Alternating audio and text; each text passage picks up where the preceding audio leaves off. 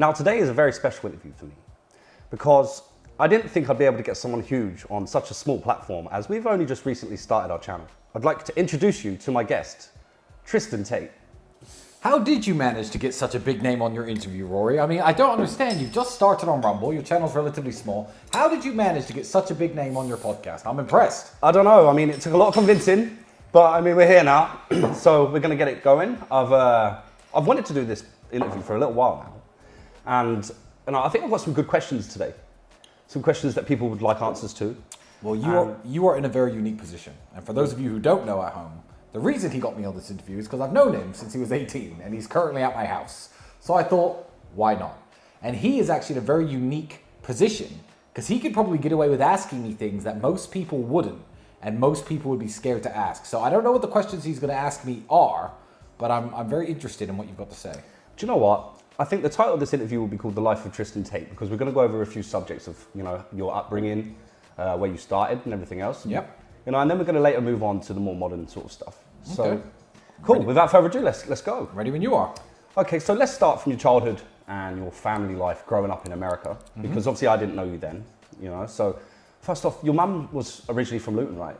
Yeah, so my parents actually met at an Air Force base near Luton called Chicksands, where American Air Forcemen and soldiers would go out and have a bit of a party, and there were some local English girls around, and my dad, obviously being the big, black, strong, handsome man he was, saw that little pretty white English girl at Chicksands and managed to promote 12 years of marriage and 3 kids out of her. So well done to him. But yeah, I was born in the United States. See, that's very interesting because Chicksands is actually very local to Luton anyway. Yeah. I think it's about a 15-minute drive away. Absolutely. So Eileen met Emery at Chicksands, and from there, she obviously fell head over heels in love with Emery. And then I'm guessing Emery moved Eileen to the States, is that right? Absolutely. I was born in Washington, D.C., Walter Reed Medical Center. I believe that's the same hospital that presidents go to. So I was born in the Walter Reed Medical Center, but I don't remember any of Washington, D.C. Okay, so obviously you were very young at the time. So where was your first school? So I thought you were from Illinois. No. So the reason me and Andrew say Chicago is because nobody knows where anything is in the United States. People know New York, California, Miami. So if I'm in Turkey and people say, where in England are you from? I say London. Because Right. Luton's close. Of course. So I'm not even from Illinois at all. I grew up in a state called Indiana, which is the state next to Illinois. So I lived in a very small town called Goshen. Now I had a grandfather in Chicago. Chicago is a good 5-6 hours drive away from where I am. But if you're trying to make somebody imagine in America where I lived, I just say, Chicago. The Chicago area. Dad grew up near Chicago. It's just an easier explanation to the foreigners. But yeah, I grew up in Indiana. Okay, so let's talk a bit more about your upbringing in America. So did you have a nice family home? Did you live in a nice area? Did you go to a nice school? No, not really. So, I mean, the situation with my father, me and Andrew never really go into it. But essentially, he was a successful man up until I was about 2 years old. So I don't remember ever having any money or anything good. Right. So he used to travel around playing chess. He fought with the military for a decade trying to get his old job back, which ultimately failed. He never did get his job back with the military. He never got any back pay. He never got financial compensation or anything like that. Yeah. So I always remember being poor, even when I was living in America, because my first memories of going to other people's houses, I'm like, I live in a bedroom with my brother and my sister. We have one room that we all share. That was the kids' room. You've got your own bedroom. Stuff like that was mind-blowing to me at age 4 or 5. I mean, and your school there? Your school was it a good school? You know what's funny? I now realize that I'm famous enough that when I start saying the names of schools and stuff, people might contact me from the past or went to the same school. I went to Chandler Elementary School in Goshen, Indiana. That was my first ever school. I knew this. I knew that was Goshen, Indiana. That's right. So let's talk about your sibling relationships growing up. Obviously, I know you're very close to Andrew. You always have been as long as I've known you guys. Then there's Janine as well. So were you guys close growing up? I feel like sibling rivalry, boys fighting and arguing is a very normal part of growing up. We used to punch each other, that kind of thing. Of course, yeah. You've got brothers yourself. Yeah. I think our superpower was as we came into adulthood and realized how alone we were on Earth, or in the world, that we transformed that kind of rivalry or any jealousy or anything we had for each other into teamwork. Into a partnership, Yeah, right? but you don't think that way at 8 or 9 years of age. If you've got an older brother who steals your stuff, you try to punch him. And then Of course. he punches you back hard. I think that's a common trait across every sibling, relationship in the world. But, let's talk about chess. When did you start playing chess? Because I've seen articles on Andrew winning chess competitions from when he was 5 years old. When did your dad get you boys to start playing chess? And so what's interesting now is I'm going to start teaching my daughter chess now, and she can't even speak properly. The reason being, I don't remember ever not knowing how chess pieces moved. So I don't know how old I was when he taught me, but I never have that memory of sitting down saying, how does this piece move? How does this piece move? My earliest recollections of chess, maybe I was 3.5. My earliest recollections of sitting at the board, I knew how the pieces moved already. So for as long as you can remember, you've naturally known where all the pieces move. There's not a single point in my life when I can remember not knowing how to play chess or learning how to play chess. That's insane. I remember studying chess, but actually learning the rules of the game, how to set them up, it feels like I've always known it. So he must have taught me before I could speak. Crazy. So you went to school, Chandler Elementary or whatever the school was called. Yeah. And then after this, your mum and dad had a breakup. They broke up. What age were you then? Jesus, I was about 7.5, 8. And the reasons for the breakup weren't so much the marriage being on the rocks. I believe the reason for the breakup, as it is most marriages and most breakups, was financial.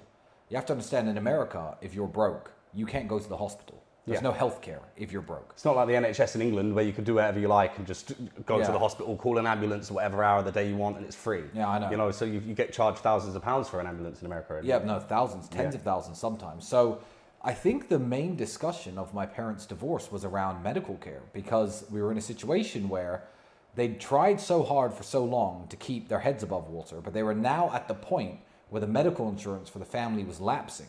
So me, my brother, and my sister, if anything happened, there was no going to hospital, because that's the way America is. Crazy. Or if you do go to hospital, you're now in debt forever. So being British citizens, there was a discussion about them perhaps staying together. Yeah. But certainly for now, my mum had to take the kids and go over to England. See, that's very interesting. So it was the financial pressure on the relationship that made your mum make that decision. But to take I think a lot of divorces and a lot of breakups absolutely. are financial pressure. I've seen it. I've seen it in a lot of my friends' parents' relationships. I've seen it happen. If you take married couples where they're both working, they're both trying to juggle jobs, incomes, they have arguments about what to spend the family money on. The guy wants to buy too much beer, the woman wants to buy too many clothes. They fall out all the time. And I just feel like it's not great, but a lot of marriages could be solved by giving them $10 million. Like a lot of the problems in most families could be solved by saying, stay married, here's $10 million. Yes. Just chill out and don't work anymore. So it's one of the reasons that me and Andrew always preach about, financial success and making money and all the things that we always talk about, because we understand that as ugly as it is, I guess, that the world revolves around money in such a way. It's not just the world, it's your relationships, your marriages, your family, the dynamic you have with your kids. It all revolves around money in one way or another, because it can make things a lot better, and money can also make things a lot worse, but being broke is harder than being rich. Which moves me on to my next question. You moved to England when you were very young. 8. Did that have a big impact on you as a child? Did it make you feel it? And did you miss America when you first moved to England? How was that move for you? Moving country when you're a kid is very difficult. And England and America are extremely different countries. So I lived in a country with a forest and nature, and I could run outside and play in the woods. And that was very much my childhood and my lifestyle, I guess, as a 7-year-old, riding bikes around. And then I moved into the middle, just north of Bury Park in Luton. Marsh Farm? No. The homeless shelter we lived in was on Studley Road, the same road as the fire station. I know Studley Road. Anyone from Luton will know Studley Road, I'm sure. It's the fire station road. It's now been demolished and it's a bunch of flats now, but there used to be a house there that was owned by the government. It was like a homeless shelter for homeless families. So there I am in the middle of there. The closest park, I guess, is Wardown Park, but if you go down there, you're going to get stabbed or robbed. Well, these days, absolutely. These days. I mean, it still wasn't that great 25 years ago. The ice cream store there is still running. Yeah? It's still there? It's still going, the same one. Who goes to Bury Park nowadays, especially with your kids? Yeah. But no, I moved to country, and it was very difficult for me to readjust to the educational system. Which is what I'm asking you. You found that part tough? Surely, I mean, So what was your first primary school in England? Because you must have went primary school. I went to Icknield Junior School. Icknield Juniors? Icknield Juniors, and I was year 5 when I started. So I did 2 years of Icknield Juniors. And then, ironically, because the house that the government put us in after the homeless shelter wasn't in the Icknield catchment area, I had only just made a bunch of new friends. So I was 10 at this point. I've been in England 2 years. I'd only just made a bunch of new friends.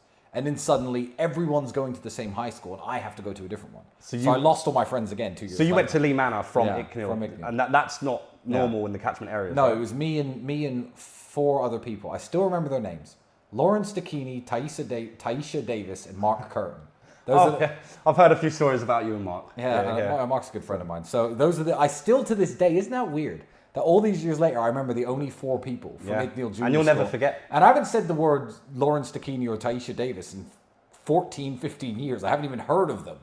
But I still remember 4 of us from that school got to go to Lee Manor. So yeah, that sucked. Did you ever deal with a lot of, so being an American kid with an American accent, did you deal with a lot of, not so much bullies, but did you ever have any conflict for being the American kids or? No. No? No one cares if you're American. I think that culturally you're different and you know that you're different. Yeah. I think nowadays British kids and American kids are a lot more similar than they were back then. Before the internet, before TV shows mixed the cultures too much. England was England and America was America. No, I didn't really get any trouble for it. If anything, people thought it was cool that I was American. Yeah, I did think that. Yeah, so people wanted to talk to me more. But no, I've never in my life had any cases of bullying or anything like that. And I've always been quite headstrong and stood up for myself. Listen, you've never been scared of a straightener, I'll tell you that much. I've never been scared of a straightener. What I will say is, so you went from Icknield to Lee Manor. Lee Manor, quite renowned for being quite a rough school. The worst school in Luton, which is one of the worst towns for education. I mean, its Ofsted reports weren't great. Yeah, I've heard it's doing much better these days. Do you know what? I think they've had a revamp of the school. It's been renovated and they've got new teachers in. And they've revamped the entire council estate. Yeah. But when I was at the school, it was under a state of what's called special measures. So the government was actively inspecting the school every 4 to 5 days to stop crime and drugs, and all the teachers were just I remember at the time it was really rough. Yeah, and they weren't hiring teachers on contracts. They were hiring specialist teachers who were ex-police officers and stuff. Crazy. It was really bad when I went to it. So crazy. So shout out to Mr. Snape, turned it around. He's probably dead by now. I don't know. He was the head teacher. So going on the topic of Lee Manor being quite run down when you went there, and the education wasn't great. How did you and Andrew become so articulate and so knowledgeable? Well, education is more than what you learn in school. In fact, I believe education is nothing to do with school at all. They're some of the smartest people in the world. I've sat in pubs with people who have knowledge and access to information or information in their brain that blows people's minds, because they live shitty lives. They sit in the park all day and read books and read newspapers and drink at the pub all night. They're still nowhere and they're still nobodies, but they've self-educated. So when people say to me, Tristan, you're uneducated, technically I'm uneducated because I don't have a university degree. I know much more about many more things than almost anyone I know who has a university degree. But where did that discipline come from? Because obviously your dad was in America, right? Your mum was in England with you guys. She had enough on her hands trying to raise 3 kids by herself in Luton. That in itself is a task. Where did you get the discipline to educate yourself, and make yourself that? Did you read a lot of books? I did read a lot of books, but it was more out of curiosity than discipline. I could lie and say that when I was a kid, I was focused on learning things and I wanted to know everything. It's not really true. I just, libraries are free. I was bored. There was no source of entertainment in the world. Yeah. I remember being at year 5 learning about stupid things like the ancient Greeks. And as an American, I'd never heard of Greece. So I was like, what? Who are the ancient Greeks? I remember, so I'm 9 years old at this point. I had no idea who they were. So I would go to the library and get books out about them and start reading about them and try to educate myself. So when I sit with most people from any walk of life, there's at least a conversational topic I can hold with them. Yeah. But it wasn't about discipline when I was young. It was about curiosity. And then it was about being poor and being broke and having nothing else to do really than to read books. Yeah. But I mean, you see my room now; it's full of books. People don't know how much I read. I can't say the same for most people that went to Lee Manor at your age. I don't know. A lot of them. A lot of them are in jail. Which is why I asked the question. What made you choose that different path? However, what I will say is, when did you and Andrew decide that you were going to start fighting? You're both renowned fighters. Andrew's a 4-time world champion, as most people know in kickboxing. Yourself, you fought for British and European titles. Mm-hmm. I went to them fights, which you fought brilliantly in. Yep. What age did you start fighting and why? You know Luton, man. Yeah. There's nothing to do. And people say, why did you choose kickboxing? Why didn't you choose boxing? Why didn't you choose rugby? Why didn't you choose this? Like, it was simple as I was broke and there was a kickboxing gym in Luton. The best sporting facility in Luton was a kickboxing gym. Sure, there are some good boxing gyms and there's some good other things, but Andrew discovered this kickboxing gym. How old was Andrew? 16 maybe? 16? 16. He was doing his last year of high school. And how did you meet Amir? You know, how did you decide, right, I'm going to go Storm Gym, and, you know, what made you choose Well, Amir? Andrew had been a few times, and Amir had beaten Andrew up quite badly on his first visits. It was back in the old school, you know. Nowadays, you couldn't do that if some kid turned up at your gym. Amir's ruthless, bro. Beat him up, and he'll never change his ways. Nah, he'll never change. Amir's not for soft people to go into his gym. That's just not Amir's style. No, but it was, yeah, I think we just found a good affinity with him. We had a good relationship with him. We looked up to him, I guess, like an older brother or a father figure, you know, back in the day. And, you know, he's smart, he's powerful. He fought in that war that I found incredibly interesting. He was just one of those characters I just gravitated. Amir is a character. I gravitated towards. He is a massive character. And he was here 2 weeks ago. So guys, if anyone hasn't heard Amir's stories, I can tell you now, you can sit with Amir for an hour and listen to them, and they'll blow you out of the water, because honestly, how is that man not dead? He's unkillable. Yeah. You know? And most people from Eastern Europe watching this will know about the Yugoslavian conflict. So he was one of the Bosnians. So but he was special forces in Bosnia. He was well known, right? Indeed, he was. So that was so I gravitated towards Amir, and it became one of those things. What else is there to do? Mm-hmm. Okay, you finish work. First it was school, but then as I got older, you finish work. Then what do? Go home and do what? Play video games? Jerk off? Like, no. I know you two boys have got way too much energy. You go to the kickboxing gym. Right? You get beaten up, you get tired, you wake up the next morning, you go to work, you come home from work, what's there to do tonight? Nothing, kickboxing gym. Occasionally go out on a Friday and Saturday night, but what else was there really to do? I feel like, and I'm going to go on a bit of a rant. No, let's do it.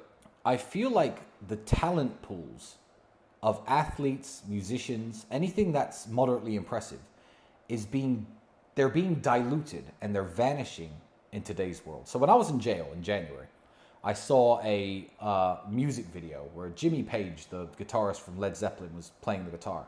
And Andrew went, fucking hell, he's good. How did he get so good? I said, I'll tell you how he got so good. Because every boy who was 14 or 15 got a guitar for his birthday. Yeah. And millions of them tried to learn how to play. And a few became very, very good. You identified through the use of guitars the most talented guitarists in the world. How many 16-year-old boys get guitar for their birthday nowadays? None. What do they get? A PlayStation. What do they get? A Nintendo. Yeah. So boxing, I feel like, is in its last great era, if you would call it that. Yeah. Because if you think of fighters, great fighters like Floyd Mayweather, Oscar De La Hoya, who spent years in the amateurs fighting for nothing. Mike Tyson. On pure sponsorships. Yeah. Hundreds of amateur fights, not making any money, not getting any clout, not getting any glory. For 10 years maybe, but for the first time they ever have a fight that's even on television, the talent was so refined by the sheer number of people participating in the sport or participating in learning how to sing or dance or play guitar or box or ice skate that you got super talented people. Now I look around at the Western world and every young man, everyone, 15, 16, out of shape, scrolling on TikTok. That's what they're doing. Yes. So what are we going to do? Discover the world's best fucking serial masturbators? Like, where's the talent pools now? You don't have any talent pool to pick any talent from. So I think it's all going downhill. But yeah, I stayed with kickboxing. Which brings me on to my next question. What age did you and Andrew leave your mum's house and decide that you were going to go and live together?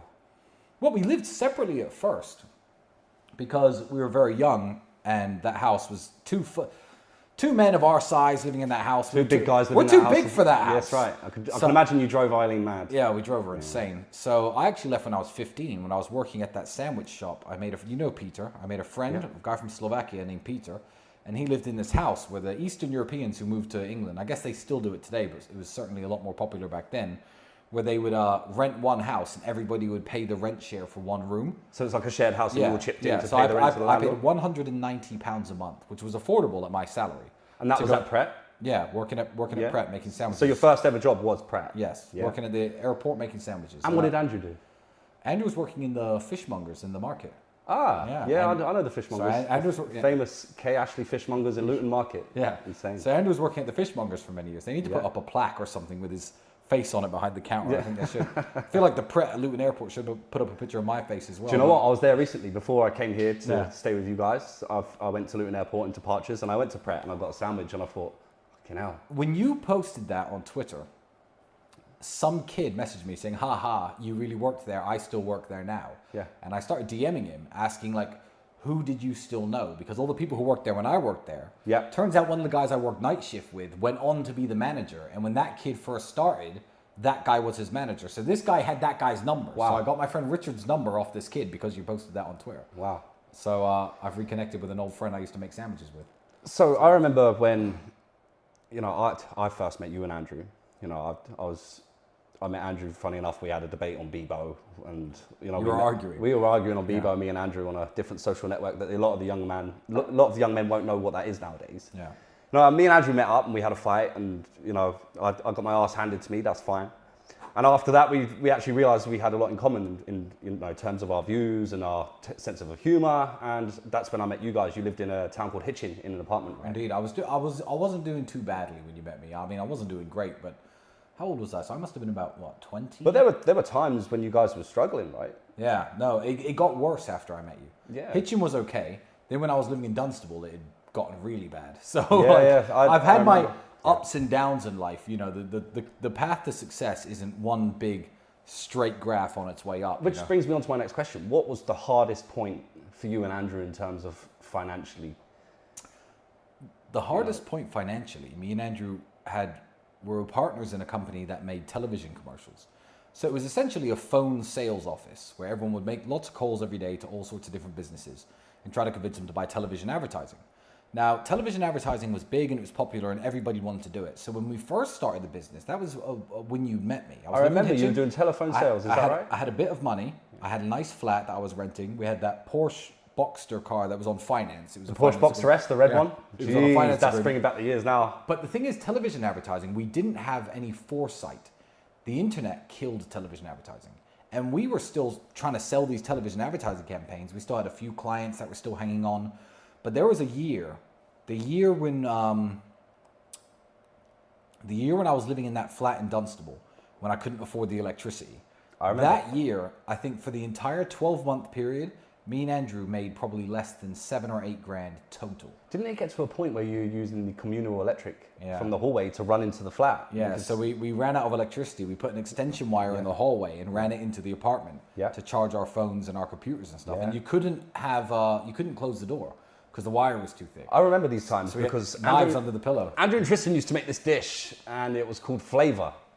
And it was the most bland dish you could ever have. And it was made of cheap mince, rice, sweet corn and peas. And beans, kidney beans, all thrown into a pot. So it had everything you needed to train and to survive. Yeah. But you used to freeze big pots of that for the week. But we ate the same thing every day. Yeah, I remember I used to do it with you. And that was also the year where I'd go to KFC. Everyone knows that story. That's right. That's where the KFC story I'm not going to repeat myself. But it's weird when you become a public figure and you're seen on the internet, people don't understand your life story. So people will say, I'll say like, oh, when I was 21, 22, I used to go to KFC and etc. And the people would find a picture of me and Andrew at 20 and 21 in that old Porsche Boxster we had on a finance agreement and be like, oh, look. I've still got many pictures. And they'll be like, oh, look, that's not true because this was 1 year before he said that happened. Yeah. There were ups and downs in my life, loads of ups and downs. Which is why I think it's important for people to know that you weren't always, you didn't always have money. Because people were under this illusion that you always had money. No. And that annoys me because I've seen you guys and I've seen your struggle and I've seen what you had to do to pay your rent. Before I was 28, I certainly had more hard times than good times. Absolutely. But the last few years have been exceptionally easy. Even this one, where they send me to jail, it's fine. Okay, well, which is funny because I know you and Andrew, and I know that you've had the same friends from when I met you guys. Yeah, right. You, Marcel, we got a few good friends. Surely you guys had a criteria as to who you chose as your friends and who you didn't. Because obviously, I had bad taste. No, I don't think. You know, when some people will meet a girlfriend and they'll be like, this one's the one. And they'll be like, how do you know? And they'll be like, nope, I just know. I don't think you pick friends. I don't think you really analyze people. At an older age, now I have to be more careful who I meet. I certainly do find myself analyzing people. What do they want from me is a big question that I have to ask myself now. Absolutely. I'm as wealthy as I am. But back in the day, I don't think that you analyze people on a conscious level. I think it's all subconscious. Mm-hmm. So I can't actually tell you what the criteria was or what I was thinking at the time or why I hung out with the people who I hung out with. But the only thing that I know I've always looked for in friends and people is loyalty. I know that. I just know that because me and Andrew have always had that. So we couldn't have anyone in our group who would betray that kind of trust and concept. Which I will say, everyone that I know from your group of friends, who are my group of friends too, every single one of them, their loyalty is unmatched. Of course. And I will say that, like, no one's ever broke the code. No, and that's how I've picked them. And I didn't do it on purpose, I guess. But I still have those same old group of friends that stand by me. I think I always will. Unfortunately. Yeah. Well, sorry. But here you are. You're stuck now. Yeah. Sorry, bro. So, what was your proudest moment growing up? What was your proudest moment? That's an easy story. My proudest moment growing up, I was 24 or 23. The television advertising business had died, and me and Andrew had moved on to other things. But there was this one client that we were trying to work with. We were trying to get this company on television. Very, very big budgets. Me and Andrew were set to make, the profit wasn't big. It was like, £500,000, but it all had to be spent on airtime and all this kind of stuff. Right. But me and Andrew were set to make about 60-something thousand pounds. Which back then, Ooh. I had never seen more than 15 in my life. Yeah. So we were set to make £60,000 together. And we finally made the commercials and put them on television, and we got the deal and we got the money in the bank. And we bought an old Aston Martin. It was an Aston Martin Vantage. Do you remember the first one I ever bought? I do. I remember it very well. We bought this old second-hand Aston Martin Vantage that wasn't in the best shape, but it cost us £60,000 exactly. That was everything you had? We scraped together enough money to pay the insurance for it. And I was driving home from the showroom in Cambridge with Andrew in that car. And that will always be my proudest memory. You see how I buy cars now. The other day, I was on the phone right where you're sitting there, and I bought 3 Aston Martins over a video call. Yep, cool, I'll take it. Yep, this color. Now it's lost its magical feeling in a way. I enjoy cars, and I always will, but that first one, when we were driving that car, the first time I've realized that people are like staring at me. Everyone looks when the car goes by. It's because it's an Aston Martin. Mm-hmm. I think now supercars are a bit more common if you live in Bucharest, etc., or a city that has a lot of money. But sometimes I forget the feeling. Like even a year and a half ago, 2 years ago, I was driving. See, it's nuts that you bought a car with 60 grand when that's all you had. See, a lot of men would be too scared to do that. They'd use that 60 grand as a safety net. And that's very poor financial advice, because buying a car with all £60,000 of your money is a poor financial decision. And people still have a go at me about this today. So young people and internet entrepreneurs will buy like their first Lamborghini and their first Ferrari. And people will quite rightfully check them and be like, oh, well, you shouldn't have bought that Ferrari. You should have invested it in this. You should have invested it in that. And in one way, they're right. But in another way, I was a 24-year-old who owned an Aston Martin outright. No finance agreement, no rental agreements. I was 24 and I owned an Aston Martin. So if you think you get a big chunk of money and it's the only money you're ever going to have in your life, yeah, invest it, do whatever. But if you believe in yourself, if you believe in your abilities, if you believe in your capability as a man to go out and keep conquering, then by all means buy the Aston Martin. Because now I can't. What's funny is a lot of people in Luton at the time when you bought that, they would argue to the heavens with me that it was on finance. Yeah, I used to have to sit there and tell them, no, they bought it. They bought it. And people just refuse to believe it. But people will only stop saying that when you get to insane levels of money. Mm-hmm. At least twice a day on Twitter, people say, haha, they have a bunch of rented cars. Mm-hmm. I rent 40 supercars every day. I'd have to be that doesn't make sense. It doesn't make any sense. Yeah. Tate is stitched in the back of my Bugatti seats, but people will always talk shit and people will always hate on you for doing well in life. But if you're a young man and you've closed your first big deal and you have your first bit of money and there's a car you want, maybe it's a BMW, maybe it's a Mercedes, I would say, with all the financial advisors and business nerds on Twitter who will tell me not to say this, I would say go out and buy that car. Yeah. And then that car will increase your image. And then continue working, continue grinding, and then buy more cars. And it motivated you to do more. Now I can buy anything I like. And now when I buy something stupid like a Koenigsegg for 4.4 million, like the one that's on its way, and people say, I've seen some of your car purchases. They're insane. I know. And I mean, they're endless and they're unlimited. And when that arrives, there's going to be some nerds like 4.4 million. He could have done this and invested in real estate and bought stocks and bought crypto. Now, you think I don't do that? Mm-hmm. Here's the thing. Now people think that I just buy cars and I have no portfolios, no backup, no savings, no property, nothing. They have no idea what I invest where. But the fact that I can buy a $4 million car outright means I have at least $4 million cash. Yeah. But I would say that if you see someone like me buying a $5 million car, they've got at least 25 or 30 cash.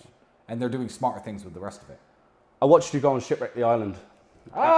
Shipwrecked. Shipwreck the Island, Channel 4. I watched you go on it. You were actually living at my house at the time. I was. Me and Andrew stayed at my house because my dad had an operation. My mum had moved out due to my own family divorce. And you and Andrew were living at my house. I remember me and Andrew waited for you. For 3 months you were gone. I was gone on the island, yeah. Right, and when you came back, you were skinny as a rake because there was no food there or you had to sustain yourself. Now, after that, you started traveling quite a lot. And I mean, in the sense of we went to Košice, Slovakia, a few times. Me, you and Andrew, you know, and Košice was beautiful, which brings me on to say, where did Romania come into the equation? Because I'm missing that link myself. I've always liked Eastern Europe. So the reason I used to go to Košice is because when I was 15, 16, I used to live with that Slovak guy, Peter, who I still speak with to this day. He's a good friend of mine. And he invited me to his hometown once. And I was like, it's clean, it's safe, it's beautiful, everyone's nice, everyone's... And you hear the word, especially we're now talking, Jesus, 20 years ago, 19 years ago, when you hear the word Slovakia, everyone's like, Slovakia must be a hellhole. I think people are now a lot more wise than they were. Yeah. But Romania probably has one of the worst brand names in Europe. And it must have been 9 years ago now. There was a big fight show out here, and my friend didn't have cornermen. My friend Thomas didn't have a cornerman, and he said, "Oh, I don't have the show won't pay to fly my cornerman out. Do you and Andrew want to come be my cornerman?" We said, "Yeah, let's go check Romania out." And Romania was and still is an absolutely wonderful country. And I know people want me to talk shit about Romania. And I've been very pleasantly surprised by Romania. I've been here a few times. You know, I lived here for a while before. You know, you've showed me everywhere, and the scenery is stunning. I'm not going to go into that. And England was getting worse and worse, so I just thought, you know what? I've got some good friends in Romania. Property's cheap out there in Romania. So I bought a flat that cost me 40,000 euros for a nice flat in the mountains in a village near Brasov. And what's funny is people dig this stuff up now. Oh, Tristan thinks he's a baller, but we've been reading his property records, and he used to live in a 40,000 pound flat. Yeah, well, I was like 27. Like, how is that a dig? How is that an insult? Leave me alone. But yeah, obviously now I've got properties in Dubai worth 20 million plus, so everyone can shut their mouths. But yeah, I just fell in love with Romania. I really enjoyed it here. I thought it was a wonderful country. I still think it is. Hopefully I'll be able to stay. It depends on how the situation ends. But better than England. England's going downhill. You moved to Romania. You started the webcam business. You started to do quite financially well because you were in a much better position when you moved to Romania. And I'd like to talk about the webcam business, actually. I'm glad you asked me about the webcam. Okay, let's talk about it. Well, what people have to understand is this. Right now, people are digging up a bunch of crap from my past about how to run a webcam studio, my instructional videos on how to run a webcam studio. First and foremost, Romania is one of the capitals worldwide for webcam studios. There are politicians who own webcam studios. I know restaurant owners who own webcam studios on top of the restaurants. Now it's getting less and less popular. Fine. I mean, the business has died, essentially. I've been out of the business for many years myself. The business is dying. But if you drive to Bucharest city centre right now, I'm not going to say its name, there's a huge billboard. It's been there for years. Seen it. Yeah, for the biggest webcam studio in the city. Yeah, I've seen it. So it's a very popular business here. It's completely legal. Everyone pays their taxes. It's a normal line of work. People are digging up old videos now where they're saying, oh, well, you know, they're arrested for human trafficking. Well, look at them talking about having girls working for them. Yeah. The current charges have nothing to do with my old webcam business. And the old webcam business, it was an interesting business to be in. And obviously my brother's converted to Islam now, and a lot of people are trying to reprimand us for it. Yeah, well, what I'll say is this. Look, now that me and Andrew are in a position where we can guide young men, we can give young men who perhaps don't have the guidance they need a direction in life. And we've learned the hard way from trying different things, from coming up in a very bad way. We've learned the hard way how to live as men. So nowadays when people are reprimanding me because when I was 25, I started a webcam studio, and everyone's saying, oh, well, you know, you shouldn't have done that. Well, look, I was a 24-year-old with no money, struggling to pay the bills, who found a completely legal way to run business. You know, my employees were very happy. They got paid a lot of money. I was very happy. I got paid a lot of money. It was hard work. We were working around the clock, 24 hours a day, 7 days a week. I remember, bro. I remember. I was there running wires around the house. Exactly. So now people are quick to reproach me for how I behaved in the past, as though when I was 25, I was telling everyone in the world, look, young men, everyone needs to be like me. I can show you the way. But that wasn't my message back then. I was a man trying to put bread on the table and trying to make money. And when people say, oh, the Tates made all their money in this business, no, we didn't. We made some money. But even back then, I was making less than 20, 15, 20,000 a month. He was doing really well, bro. Yeah, but I remember. That's really well, but you know how much I make today. You know how much I've made in the what last you make 5 today years. is disgusting, right? I don't want to go into that. Yeah, but my because, point is, my real financial success came after all of that. Of course, yes. So, you know, I like talking about the webcam business. I think it's very important. I talk about it even more now than ever before. Because people are Twitter detectives who think they can solve this case by finding out I used to run a webcam company. When I used to do podcasts about it all the time, are banging their heads against the wall because the police know I used to run a webcam studio. The people trying to frame me knows I used to run a webcam studio. Everyone involved knows I used to run a webcam studio. And there's nothing to do with a webcam studio in my criminal charges because it's a legal tax payable business and everyone in Romania runs one. So, yeah, so we They can use it as much as they like. It's nothing to do with the case. The people on Twitter can talk about it as much as they like. Of course. But what they can't do is make the police put me talking about a webcam studio in the criminal file because that's not a crime at all. So yeah, I did run a webcam studio, and that was, you know, I was doing very, very well. 15, 20,000 a month, I guess, 10 years ago. That's a lot of money to someone who has no money, bro. Oh yeah, that's a lot of 10 money. years ago, and considering 13 years ago, I was completely broke. It was very good money, and that's when me and Andrew first started buying like the Lamborghinis and things like that. Where did the idea of Hustlers University and the War Room come about? Because I remember Andrew talking about, you know, when he started to build it. Where did the idea come from? Well, it's very interesting because me and Andrew have been under attack for a while. We now look back and they've tried to nip us in the bud. We didn't even realize at the time. 6 years ago was the first time Andrew got banned on Twitter because he had an argument with J.K. Rowling about mental health. I remember, yeah. And now J.K. Rowling is anti-transgender and stuff. She's coming around to the right side. So I guess maybe one day you've influenced her, right? One day I'll buy her a drink. Who knows? But they had some kind of argument, and Andrew got banned for talking about mental health on Twitter. Did you ever believe that the War Room and Hustlers University would grow to the size it is today? No, and it's not about the size. It's about the power that they have. So when Andrew first got cancelled on Twitter, he thought, you know what? I'm going to start my own little network. I'm going to charge, what was it, £300 a year for access to it. I'm going to call it Andrew Tate's War Room.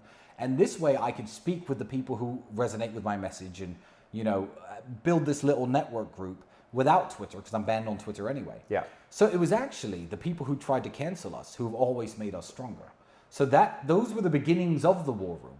And it wasn't that the War Room was such a great product because me and Andrew were in it that made it what it is. It was the quality of the people who signed up to the War Room that made it what it is. I want to make this very clear. The War Room was built by the people within it. There was a point about 2 years into it where we kicked half the people out because we realized, no, kick them out. We don't need their money anymore. We don't need the membership fee. It was what we more need about is having the high quality value people. So you know what? Let's triple the price. Yeah. Screw it. Yeah. High value, good people only, and that's when the War Room became what it is. That's a great dynamic. Yeah. So the War Room is a very successful business network, and I think it always will be. The War Room isn't going anywhere. Yeah. And the War Room had my back when I was in jail. They know exactly the kind of attack that's happening on me. Everyone in the War Room is a wonderful person, and I've made some very good friends from the War Room. Yeah, I've met a few of them. You've you know what? You've met Iggy, you've met Jewel, you've met Justin. They're you've good met guys. And these are people I've met through the War Room, which is insane. So I can now, although I have my old group of friends, because I vetted them when I was young, through loyalty, we all had the same message. You know, I used to lie and say you never have more than 5 friends your whole life. And that was a lie. Because what you have to understand is you're walking through the world hoping to meet these friends by random. By random chance, you're going to run into a guy with the same values as you, the same mission as you, the same mindset as you, the same goals as you, who's aligned in every way. You're not going to meet those people walking through the world. But I now have at least 30 real friends, 35 real friends, who I call my real friends. Yeah. People you haven't met. Yeah. Tig, Julian. There's so many guys from within the War Room who I've made really great friendships with. Because I'm not walking through the world trying to find them. We're all in the same room. That's now. right, you're all in the We're same all room. in the same room. Which I think is a very clever dynamic of how you brought that together. So the War Room is absolutely amazing. With that said, I mean, you've got Hustlers University now, and I've seen thousands of young men absolutely smashing it through the real world. Absolutely. Right? And so the real world teaches people how to make money online, you know, how to make a legit business online and make money. They learn different skills. I think there's tens of skills in there you can learn now. Sales, affiliate marketing, drop shipping, absolutely. So that obviously, that's blown your fame up massively.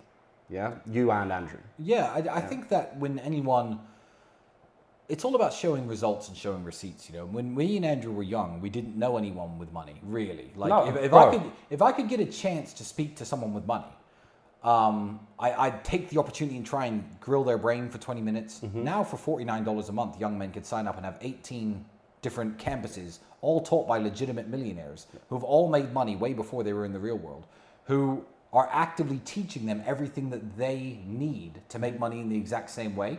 It's such a powerful resource because no matter what job you work, you can afford $49. Yes, that's right. So no, it's absolutely. I've seen young men smashing it, making thousands a month. There was a kid the other day who made $18,000 in a single day. In one day. In a single day. I know who he is. Let's not say his name, but in a single day, and he's 16 years old. So to finish off, I just think it's absolutely incredible, and this is why I think me and Andrew are under attack as well, because we tell people the typical go to university. I'm going to get onto that. There we go. What I will say is, so you got famous. Did that ever change the way that you lived? Because I can say hands down, I don't think you guys have changed at all. Yeah. You know, you've always been the same people. People think that you change when you get money and you get this fame. You've never changed the way you live, is that right? Or have you had to be a bit more careful about certain things? Oh, I mean, in terms of the way I live, I guess that has changed. Certainly the luxury of it all. But how careful you have to be with your security, with who takes your photos, with who leaks information. You have to be careful with lots of stuff. But what I will say is this. Money only changes you if you're not a genuine person. Money reveals who you really are. That's it. If you're a real dickhead, but you walk around kissing everyone's ass, being nice to them all the time in the hopes of getting something, the moment you have $100 million, you're going to become a dickhead to everybody because that's who you are inside. If you're a genuinely good person and you run into a truckload of money somewhere, you're just going to continue to be a good person. And I've seen you guys help a lot of people. Well, I've increased the amount of charity I do, certainly. Yeah. But I was always the guy who was willing to help out. People have to turn a blind eye to that as well. A lot of people a lot of my haters didn't know me until this attack started. So now they're following me and watching what I'm doing and being like, oh, look, they're doing so much charity ever since they got attacked in this way. And I'm like, no, but the people who know me, who have been my fans for 5 years, 6 years, have seen me doing this forever, as long as they know me.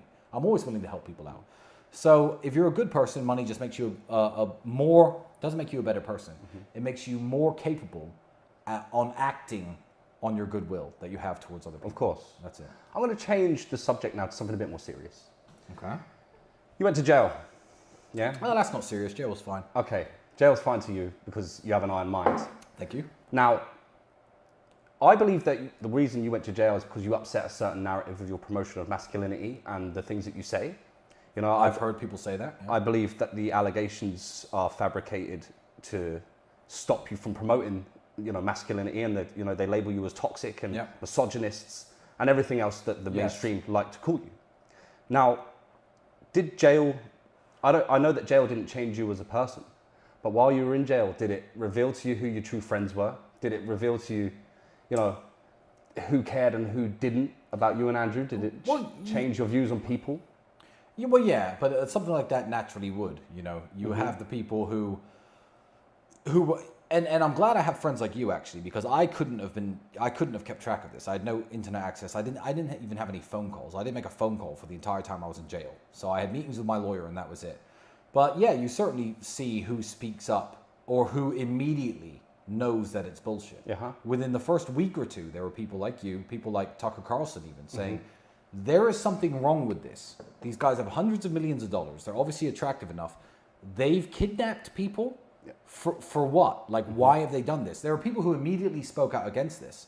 And I'll always appreciate those people. And then there are people now, 7 months in, when the whole thing is looking really ropey, are saying, oh, well, there's something wrong with this case. I'm going to stop you there because you need to hear this. Go on. I was at a family meal when I found out that you and Andrew had been brought to jail. It was I think it was New Year's Eve, was it? It was the 29th. 29th, just before New Year's Eve. And I remember being told, Andrew and Tristan on the news, they've been locked up. And I said, no. I said, so I opened my phone and I seen it. And I went straight home. I left. I had to go. I thought, nah, this can't be true. I got home and thought, fucking hell. So I'm banging my head on the wall. What the fuck can I do? Nothing. There's nothing I can do. There was nothing anyone could do, sadly. I signed up to Twitter because the amount of attacks that were coming from people was insane. And I thought, I have to do something. So I signed up to Twitter and I posted one picture of you and Andrew in the, coming out of the police van. And I said, I've known these guys 17 years. They've never trafficked nobody. You know, that was the only thing I could do. And then James English messaged me asking me to come on a podcast. He's a good guy. Which is how I met James English, right? We're still friends today. James is a great guy. So, you know, it was very hard for the people around you because everyone felt helpless, right? Yeah. And everyone was helpless, even my lawyers. It's a case, and I can't go into it too much, but it's not the typical way cases are done anywhere in the world, even here. Like, this was very unusual, and it's all going to come out eventually of exactly what happened and why and how it was done and the mistakes that were made. And, you know, everyone's going to have to, I guess, without trying to sound threatening, pay for their mistakes. Yeah. Because, you know, justice has to be done, and God is going to make sure justice gets done. I'm going to make sure justice gets done. And even if they drop the case tomorrow, that's not justice. What, 15 months of my life, 3 months in jail, this many months on house arrest, the amount of money I've lost, my reputational damage. If they drop the case tomorrow, is that justice? I have argued with endless idiots from our hometown about these guys' innocence. And, you know, it's insulting. It's insulting. Well, I've got a good example. When I was growing up, I had many friends who did illegal things, saying no names. You know, there's some people I used to hang around with who did illegal things. I mean, I wouldn't drop anyone in it. No, ever. Don't say their mean, names. if it's here sitting right in front of me right now, I wouldn't mention it. No, that's good. But I'm a good guy. Yeah. But all of my friends who like to do illegal things and crimes, tilt it back. There we go. Tristan, I thought you were rich. I am rich. So why doesn't your lighter work? Oh. Ah, see? Doesn't work for poor hands. So anyway, all my friends were ex-criminals. What's crazy is this. I was broke, hungry, couldn't pay the electricity, couldn't buy good food, couldn't put petrol in my car. They'd always propose to me some illegal scheme. Oh, if we just do this, or go here, or take this, or sell this, maybe we'd make some money. And throughout my entire life when I was broke, I said no. I never engaged in any illegal activity. I'll say it right now on the internet. I will confess, because I got caught. The only illegal thing I ever did was sell copied music CDs at my high school when I was 14. That's the only illegal business I've ever run. You criminal. I know. Look, sue me, Universal Records. So, but throughout my entire life, anyone who proposed doing anything illegal, no matter how broke I was, I said no. So it doesn't matter what anyone thinks of me. To believe that I'm a human trafficker, you have to believe this. I'm now, at the time, I'm 33 years old. Yeah. I'm already worth $100+ million. I already have kids. I obviously have I can get a beautiful woman in any city in the world that I want. I'm not lonely. I'm in good shape. I'm a retired sportsman. I'm pretty famous. I'm recognizable. You're very famous. Well, 2 and a bit years ago, not so much, but I was quite famous. Everyone in the world would recognize mine and Andrew's face. And me and Andrew sat around and said, I have a great idea. Let's start human trafficking. That's what you have to believe this case is true. Yeah. And people are reading, I know what the evidence they're trying to use is. They're reading kinky text messages between girls I know. Saying, text out of context. You're mine. Aha, when you come to this house, I'm never going to let you go. Like, just they're using that as evidence? No, they're trying. Girls who say, this is not evidence, I'm not a victim, by the way. But like, they're finding the most stupid shit to use as evidence. And how does that make you feel in the sense of courts and trials? No, I believe in courts and I believe in trials. You believe they're fair? Yeah, well, I believe in the Romanian justice system in terms of the court system. Because there are 2 judges who were told to keep me in jail who said, nope, let these boys go. Last week, there was a Court of Appeal judge who said, nope, I've seen all the evidence, let these boys go. Yep. They lost the argument with other judges, but there are judges in the system who are completely fair and they know what's going on. The investigation process, I can't be so kind about, because I believe the people who ran the investigation knew immediately that I wasn't a criminal. They were just determined to prove it because it would help their career and somehow. But, you know, God is going to decide what happens to me. And regardless of what they do, the evidence is going to have to be shown to the world. Well, I will say, I know this man for a long time, and I can say with hand on my heart, this man is not a criminal. I say the only thing I've ever forced a woman to do in this house is to leave. And that's, hand on my heart, that's the truth. The only thing I've ever forced anyone to do in this house is to leave. But so it's all going to come out in the end. Right now, we can't talk about it too much, but we'll do another interview when I'm allowed to dissect the case. If you could go back and change anything, would you? No. Why? You know, because people are trying to tell me stupid things. Again, like, really, I'm a Christian now. A bunch of really conservative Christians are like, well, 10 years ago, the business you were involved in was immoral. Like I said, I was a kid from the streets. I had no money. I found a legal business to run. Immoral, maybe. Illegal, no. I found a legal business to run that I thought was a great moneymaker at the time. I ran it professionally. I did make some money. Fine. I was an atheist back then. I didn't have much guidance back then. And all the mistakes I've made in my life, because I don't even consider that a mistake, but all the mistakes I've made in my life have led me to where I am today. So I don't want to change anything about my current situation. So if I could go back in time and change anything in my past, I wouldn't. Okay. I'm very happy where I am. So if you could give advice to 16-year-old Tristan today, other than stay away from Rory, what would it be?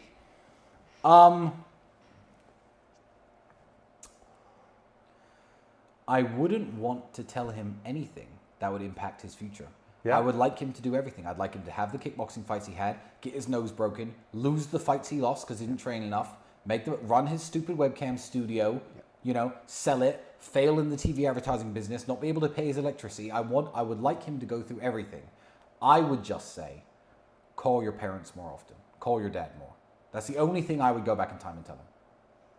Excellent. I'm going to round it up. I'm going to say, look, I know who you are as a person. I know your family. I know your true characters. You know, I've known you for a very long time. And whatever happens, I'm going to be there. I know. I'm going to be there. And I'm going to fight to the end for you guys. Come visit me in jail if they send me. Listen, it'll be the best VO you've ever had. But yeah, I'm going to round that up. And I just want to say thank you for letting me ask you these questions today. You didn't have to. Anytime. You know, and I feel very honoured to have you here on my podcast, as I am a very small platform. Which reminds me to say, if you have liked what you've seen, please like and subscribe. And thank you guys for watching. And we will see you on the next episode. Hopefully I have another very interesting guest lined up. But no, I'm going to round that up now. Thank you guys very much. And Tristan, I'll see you in the kitchen for a drink. Good night and God bless. Good night. Take care, guys.